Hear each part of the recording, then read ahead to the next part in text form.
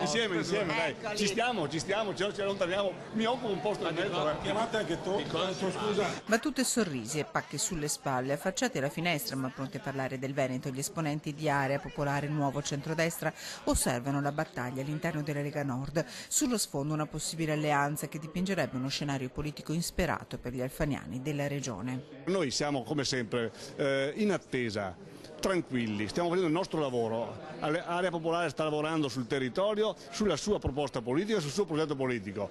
Quando queste beghe, quando questo pollaio avrà finito di in qualche modo beccarsi, questi galli, allora a quel punto ragioneremo di politica in Veneto con i veneti. Il giudizio nella Lega del Veneto tra 24 ore, ma Zorzato è pungente. C'è una dinamica violenta dentro la Lega, c'è una polemica violenta che ha, credo, un elemento che la caratterizza.